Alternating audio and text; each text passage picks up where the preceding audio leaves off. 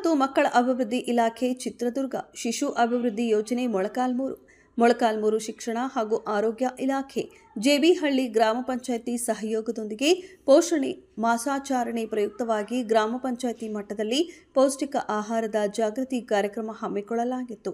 ಈ ಕಾರ್ಯಕ್ರಮದ ಪ್ರಾಸ್ತಾವಿಕ ನುಡಿಗಳನ್ನು ಹಿರಿಯ ಮೇಲ್ವಿಚಾರಕರಾದ ಶ್ರೀಮತಿ ಲೀಲಾಬಾಯಿ ಮಾತನಾಡಿ, ಸಮತೋಲಿತ ಆಹಾರ, ರಕ್ತಹೀನತೆ ತಡೆಗಟ್ಟುವ ಕುರಿತು ಇಲಾಖೆ ಯೋಜನೆಗಳ ಬಗ್ಗೆ, ಬಾಲ್ಯ ವಿವಾಹ ತಡೆಗಟ್ಟುವ ಕುರಿತು ಮಾಹಿತಿ ನೀಡಿದರು. ಇನ್ನು ಸಮತೋಲಿತ ಆಹಾರ, ಪೂರಕ ಪೌಷ್ಟಿಕ ಆಹಾರ, ಬಾಲ್ಯ ವಿವಾಹ, ರಕ್ತಹೀನತೆ ತಡೆಗಟ್ಟುವ ಕುರಿತು ಇಲಾಖೆ ಯೋಜನೆಗಳಾದ ಕ್ಷೀರಭಾಗ್ಯ, ಮಾತೃವಂದನೆ ಯೋಜನೆ, ಮಾತೃಪೂರ್ಣ ಯೋಜನೆ ಮಾಹಿತಿ ನೀಡಿದರು. ಈ ಸಂದರ್ಭದಲ್ಲಿ ಸಮುದಾಯ ಆರೋಗ್ಯ ಅಧಿಕಾರಿಗಳಾದ ಹನುಮಂತಪ್ಪ ತೇಲಿ ಮಾತನಾಡಿ, ರಕ್ತಹೀನತೆ ತಡೆಗಟ್ಟುವ ಕುರಿತು ಇಲಾಖೆಯ ಪಾತ್ರ ಮತ್ತು ನಿರ್ವಹಣೆಯ ಕುರಿತು ಮಾಹಿತಿ ನೀಡಿದರು.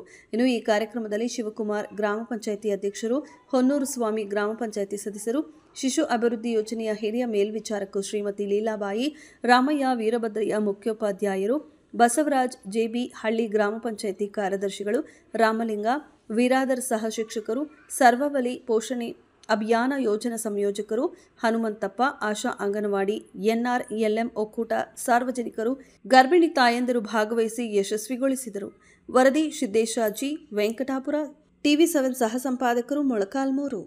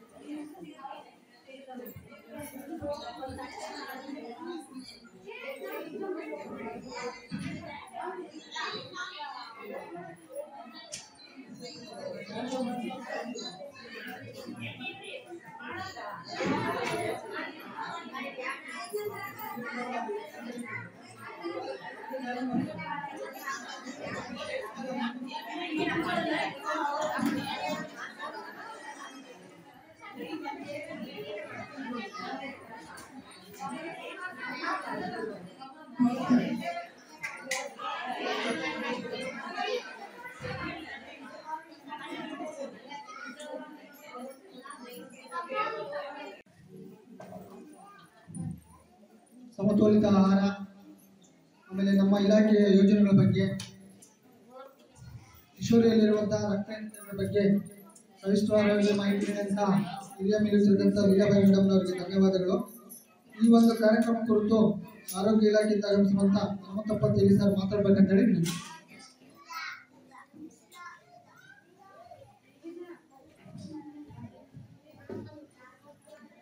ಎಲ್ಲರಿಗೂ ಮಧ್ಯಾಹ್ನ ಶುಭಾಶಯ.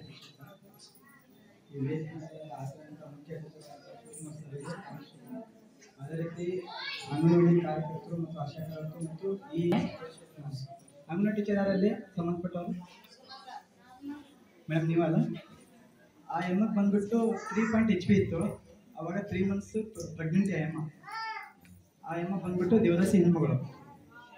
ಅವಾಗ ನಾವು ಆರೋಗ್ಯ ಇಲಾಖೆ ಬಂತು, ಆಶಾ ಕಾರ್ಯಕರ್ತರು ಮತ್ತು ವಿತ್ ಅಂಗನವಾಡಿ ಟೀಚರ್ಸ್ ಬಂತು, ವಿತ್ ಅಲ್ಲಿದ್ದ ಫ್ಯಾಮಿಲಿ ಮೆಂಬರ್ಸ್ ಎಲ್ಲ ಕೂಡ ಏನು ಮಾಡಿದ್ವಿ, ಆ ಎಮ್ಮ ಒಂಥರ ಹೊರಟು. ದಯವಿಟ್ಟು ಒಂದು 2 ನಿಮಿಷ ಇದು ಹೇಳಾಗ್ತಿದ್ದು. ಆ ಎಮ್ಮ ಹೊರಟು, ಆ ಎಮ್ಮ ನಮ್ಮ ಮಾತು ಒಟ್ಟೆ ಕೇಳ್ತಿದ್ದಿಲ್ಲ.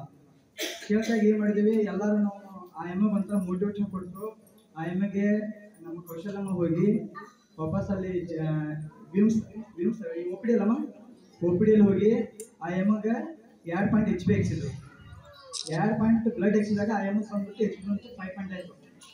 5 ಆದಾಗ ನಾವು ಏನು ಮಾಡಿದ್ವಿ, ಅಂಗನವಾಡಿ ಟೀಚರ್ ಮೇಡಮ್ ಅವರು ಇದರಲ್ಲಿ ಮತ್ತು ಇದರಲ್ಲಿ ಬಂದುಬಿಟ್ಟು continue folic acid tablet 2 times ಕೊಡ್ತೀವಿ. ಅಂದರೆ ಬಿಲೋ 10 ಇದ್ದರೆ 2 ಟ್ಯಾಬ್ಲೆಟ್ ಕೊಡ್ತೀವಿ. ಅಂದರೆ 1 ತಿಂಗಳಿಗೆ 60 ಟ್ಯಾಬ್ಲೆಟ್ ಕೊಡ್ತೀವಿ. ಕ್ಯಾಲ್ಸಿಯಂ ಅಂತೂ 30 ಕೊಡ್ತೀವಿ. ಮತ್ತು ಅದೇ ಥರ ನಮ್ಮ ಅಂಗನವಾಡಿ ಸ್ಕೂಲಲ್ಲಿ ಒಲಿಕಟ್ ಅಂತ